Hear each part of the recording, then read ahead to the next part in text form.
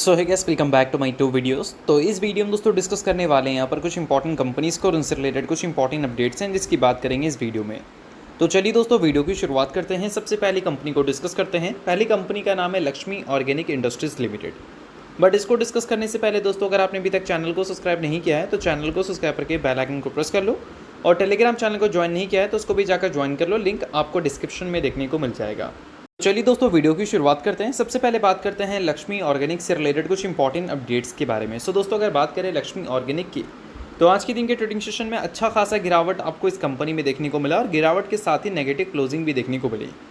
Negative closing के number को देखोगे तो वो आपको अप्रॉक्स 4.5% के आसपास की दिखेगी, बट बॉटम से लक्ष्मी ऑर्गेनिक में 3% से ज़्यादा की रिकवरी भी देखने को मिला था। अगर रिकवरी देखने को नहीं मिलता तो ईजिली 7 से लेकर 8% तक का गिरावट आपको इसमें विटनेस करने को मिलता। अब इतनी ज़बरदस्त गिरावट एक टाइम पे इस कंपनी में जो दिख रही थी वो इसलिए दिख रही थी क्योंकि Q4 के जो अर्निंग्स कंपनी ने रिपोर्ट किए उसमें जो प्रॉफिट आफ्टर टैक्स है वो काफ़ी ज़्यादा डिसअपॉइंटिंग थे। 51% से ईयर ऑन ईयर बेसिस पे कंपनी के प्रॉफिट्स हमें गिरते हुए नजर आए हैं। और मैं बता देना चाहूँगा कि लक्ष्मी ऑर्गेनिक का जो शेयर है वो एक टाइम पे 600 रुपये पे देखने को मिलता था, और अभी देखोगे तो उससे 50-60% आपको नीचे ही देखने को मिलेगा, इनफैक्ट उससे भी ज़्यादा। अब इम्पॉर्टेंट ये है कि इतना ज़्यादा लक्ष्मी ऑर्गेनिक गिर क्यों रही है। तो देखो दोस्तों, गिरने का सबसे बड़ा रीज़न है कंपनी के वैल्यूएशन, और वैल्यूएशन को जस्टिफाई कर नहीं पा रहे हैं कंपनी के प्रॉफिट्स। पिछले 3 साल का CAGR अगर देखोगे तो वो आपको 24% नेगेटिव दिखेगा इनके प्रॉफिट ग्रोथ का, ठीक है। और पिछले 1 साल की बात करें तो वहाँ पर भी नंबर नेगेटिव ही है, और पिछले 3 साल में अगर रेवेन्यू ग्रोथ की बात करें तो वहाँ पर भी नेगेटिव नंबर है। तो कोई भी कंपनी हाई वैल्यूएशन पे जब ट्रेड कर रही होती है और वो कंपनी के ग्रोथ अगर गायब से हो जाए तो पैसा कैसे बनेगा। पैसा तभी ना बनता है अगर आप अभी के टाइम पे 100 करोड़ का रेवेन्यू कर रहे हैं और अगले साल 200 करोड़ का रेवेन्यू कर रहे हैं, और उसके अगले साल मान लो 250 करोड़ का रेवेन्यू कर रहे हैं, या फिर प्रॉफिट जो भी बोलो आप, तो आपका क्या है कि वैल्यू बढ़ रहा है, और वैल्यू बढ़ता है तो ही तो शेयर प्राइस बढ़ता है। बट कंपनी के साथ क्या हो रहा है कि कंपनी पहले जितना प्रॉफिट कर रही थी, पहले जितना रेवेन्यू जनरेट कर रही थी, उतना अब जनरेट नहीं कर पा रही है। अगर पिछले 3 साल की हम बात करें तो यही एक सबसे बड़ा रीज़न है लक्ष्मी ऑर्गेनिक में ऐसे परफॉर्मेंस का। अब इम्पॉर्टेंट ये है कि आज के दिन लक्ष्मी ऑर्गेनिक इतना ज़्यादा इसलिए भी गिरी थी क्योंकि अभी के टाइम पे लक्ष्मी ऑर्गेनिक का जो लेवल है वो करंट कंडीशंस के हिसाब से है। अब कंपनी ने जो रिपोर्ट नंबर किया वो करंट कंडीशंस को भी अगर हम देखें तो उससे भी ख़राब थे। इसी वजह से लक्ष्मी ऑर्गेनिक की परफॉर्मेंस आज के दिन आपको इतनी नेगेटिव देखने को मिली है।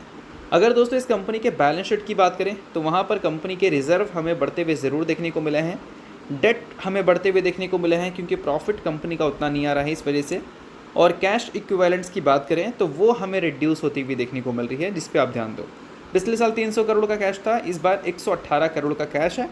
बट इन सारी चीज़ों को एक टाइम पर हम इग्नोर कर सकते हैं अगर इस कंपनी के शेयर होल्डिंग पैटर्न को देखते हैं तो, क्योंकि यहाँ पर FIS पिछले साल जून में जो स्टेक ओन करती थी अभी देखोगे तो वो डबल से भी ज़्यादा हो चुका है। DIS की बात करें तो उनके स्टेक्स भी लगभग 50% आपको बढ़ते हुए देखने को मिले हैं। तो FIS और DIS की स्टेक्स तो हमें बढ़ती हुई ज़रूर दिख रही है, बट परफॉर्मेंस की उम्मीद है, परफॉर्मेंस नहीं आ रहा है। अब देखते हैं 2026 में पहले के मुकाबले क्रूड ऑयल के जो डेरिवेटिव्स हैं वो काफ़ी ज़्यादा सस्ते हो चुके हैं, तो उम्मीद है कि परफॉर्मेंस 26 में आनी चाहिए। अब देखते हैं मैनेजमेंट की कमेंट्री क्या अपडेट होती है।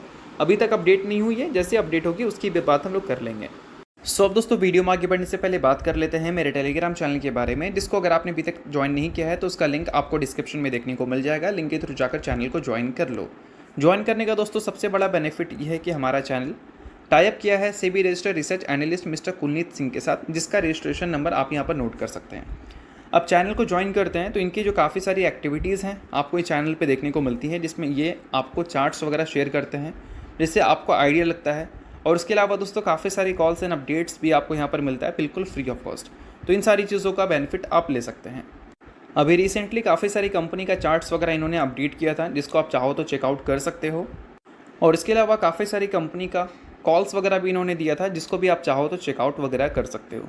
तो लिंक आपको डिस्क्रिप्शन में देखने को मिल जाएगा। लिंक के थ्रू जाकर चैनल को ज्वाइन करो, सभी चीज़ें आपको बिल्कुल फ्री ऑफ कॉस्ट यहाँ पर मिलती हैं। चलिए दोस्तों बात करते हैं अगली कंपनी के बारे में। अगली कंपनी का नाम है वारी एनर्जीज लिमिटेड। आज के दिन और कल के दिन दोनों दिन ये कंपनी आपको फोकस में देखने को मिल रही थी, क्योंकि दोनों दिन कंपनी से रिलेटेड एक ही न्यूज़ आपको सुनने को मिल रहा था। अब कल के दिन की बात करें और आज के दिन की बात करें तो दोनों दिन कंपनी में पॉजिटिव क्लोजिंग आपको देखने को मिली है, क्योंकि न्यूज़ ये निकल के आ रहा है कि कंपनी ने एक ट्रांसफार्मर प्रोड्यूसर कंपनी को एक्वायर किया है, यानी कि वारी एनर्जीज ने एक कंपनी को एक्वायर किया है जिसका काम है ट्रांसफार्मर का मैन्युफैक्चरिंग करने का। अब ये जो एक्विजिशंस का वर्थ है वह 293 करोड़ का है। अब इससे रिलेटेड कंपनी डिटेल्स हम लोग देख लेते हैं। तो देखो दोस्तों, बताया ये गया है कि ये जो एक्विजिशंस है वो वारी एनर्जीज के बिजनेस एक्सपेंशन एक्टिविटीज़ का पार्ट है, यानी कि अभी तो कंपनी ग्रोइंग फेज पे है। इस फाइनेंशियल ईयर ये एक्विजिशंस हमें देखने को मिलेगा। अब ग्रोइंग फेज पे है तो कंपनी को इन्वेस्टमेंट करने की ज़रूरत होगी और काफ़ी जगह इन्वेस्टमेंट करने की ज़रूरत हो सकती है, जिसमें एक इन्वेस्टमेंट कंपनी का एक्विजिशंस में जाता हुआ दिख रहा है। तो देखो दोस्तों, ये जो कंपनी है, नाम आप नोट कर सकते हैं यहाँ पर, कामत ट्रांसफार्मर, ठीक है। तो ये जो कंपनी है वो बोल सकते हैं ट्रांसफार्मर मैन्युफैक्चरिंग है, ऐसा हम बोल सकते हैं। 1996 से ये कंपनी काम कर रही है। करेंटली अगर कंपनी के 22 की अगर टर्नओवर की बात करें तो 25 करोड़ देखने को मिला था, 23 में टर्नओवर 23 करोड़ देखने को मिला था और 24 में 122 करोड़ देखने को मिला था। तो बोल सकते हैं कि पिछले 3 साल से लगातार कंपनी ग्रो करती हुई दिख रही है। इनफैक्ट सिर्फ ग्रो नहीं, कंपनी हर साल अपने रेवेन्यू को डबल करती हुई दिख रही है। तो बोल सकते हैं एक ग्रोइंग कंपनी है। इस वजह से ये एक्विजिशंस आपको वारी एनर्जीज की तरफ से आता हुआ देखने को मिल रहा है। इसके लिए बोर्ड ने भी अप्रूव कर दिया है और इस साल 2026 में ही एक्विजिशंस हमें पूरी तरह से कंप्लीट होता हुआ देखने को मिल जाएगा। अब दोस्तों, इन सारी चीज़ों के बाद कंपनी के जो P&L है उसमें इसका असर भी देखने को मिलेगा। अगर एक्विजिशंस जल्दी हमें कंप्लीट होता हुआ देखने को मिल जाता है तो मान लो अगर कंपनी 120 करोड़ का ही रेवेन्यू देती है वारी एनर्जीज़ को, जिसको एक्वायरिस ने किया है उसकी तरफ से आता है, तो 120 करोड़ एडिशनल रेवेन्यू कंपनी के ऐड होंगे इनके कंसोलिडेटेड नंबर्स में। तो कभी कभी एक्विजिशंस के वजह से जो कंसोलिडेटेड नंबर्स की ग्रोथ है वो हमें बेटर देखने को मिलती है। प्राइम एग्जांपल KPIT टेक्नोलॉजीज़ का आप देख सकते हैं। तो चलिए, इन सारी चीज़ों के बाद अब बात करते हैं अगली कंपनी के बारे में, जिसका नाम है CDSL, यानी कि central depository services India limited. अब CDSL की बात करें तो पिछले कुछ टाइम में परफॉर्मेंस काफ़ी बेटर हुई है। इनफैक्ट CDSL की ही नहीं, अगर हम एंजल वन की बात करें, CDSL की बात करें या फिर BSE की बात करें, सभी में आपको अप टू 9% के आसपास की तेज़ी देखने को मिल रही थी, क्योंकि पिछले कुछ टाइम में मार्केट में अच्छी तेज़ी देखने को मिली थी। निफ्टी भी आपको 25,000 का लेवल सस्टेन करता हुआ देखने को मिला था। अभी के टाइम पे निफ्टी 25,000 के लेवल के नीचे है, बट ठीक है, करेक्शंस बहुत ज़्यादा देखने को मिल नहीं रही है। तो उम्मीद है कि निफ्टी बैक टू नॉर्मल हो जाएगा, 25,000 के लेवल के ऊपर जाता हुआ नजर आ सकता है।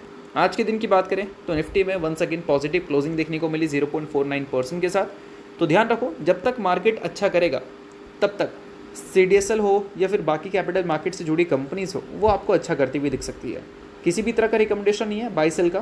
कहने का मतलब ये है कि अगर किसी भी कंपनी में आप इन्वेस्टमेंट करते हैं तो वो कंपनी को फ़ायदा कहाँ से होता है उसका आइडिया आपको होना चाहिए। अब CDSL को फ़ायदा होता है मार्केट के अच्छे परफॉर्मेंस से, क्योंकि उसमें क्या है कि लोग ज़्यादा मार्केट के साथ जुड़ते हैं। जो पहले से लोग हैं वो ज़्यादा ट्रेड इन्वेस्ट करते हैं। इससे क्या है कि ट्रांजेक्शन्स बहुत ज़्यादा बढ़ जाती हैं। आप प्रॉफिट कर रहे हैं, आप लॉस कर रहे हैं, इनको फ़र्क नहीं पड़ता।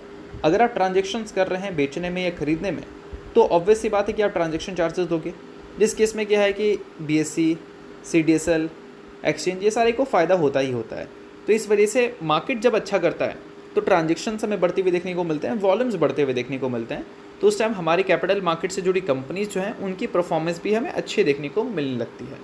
तो इस वजह से CDSL पिछले कुछ टाइम में आपको अच्छा परफॉर्म करती हुई दिख रही है। बट इन सारी चीज़ों का अगर सस्टेन होता हुआ परफॉर्मेंस देखें हम, तो वो कंपनी के नंबर्स के बेसिस पे ही देखने को मिलेगा, जिसके चांसेस तो Q1 में बहुत ज़्यादा कमाल के नहीं है। मतलब अगर Q1 के नंबर अगर अच्छे देखने को मिल जाते हैं तो ये सारी चीज़ें कहीं ना कहीं सस्टेन हो सकती हैं। बट इसके चांसेस थोड़े कम है कि Q1 के नंबर काफ़ी ज़्यादा कमाल के देखने को मिल जाए। बट हो सकता है कि Q2 से कंपनी के जो रिजल्ट है वो हमें इंप्रूव होते हुए नजर आए। इसके अलावा दोस्तों बात करते हैं अगली कंपनी के बारे में, जो कि एक रिटेलर है, नाम है V-Mart रिटेल लिमिटेड। रिसेंटली 3:1 के रेशो में इसने बोनस इशू किया था, जिसमें कंपनी ने हर एक शेयर के बदले अपने इन्वेस्टर्स को 3 इक्विटी शेयर देने का फैसला किया था। सो अगर आप इस कंपनी के शेयर होल्डर हैं तो बेशक ये न्यूज़ आपके लिए काफ़ी इंपॉर्टेंट है। शेयर होल्डर नहीं है, इग्नोर कर सकते हैं, न्यूज़ थी इस वजह से मैंने बता दिया, बाकी किसी भी तरह का ये रिकमेंडेशन नहीं है। तो चलिए दोस्तों, ये वीडियो है तक था, करता हूँ वीडियो आपको अच्छा लगा होगा और चलो लाइक कीजिए, पहले सब्सक्राइब कीजिए। वीडियो के लिए बहुत बहुत शुक्रिया।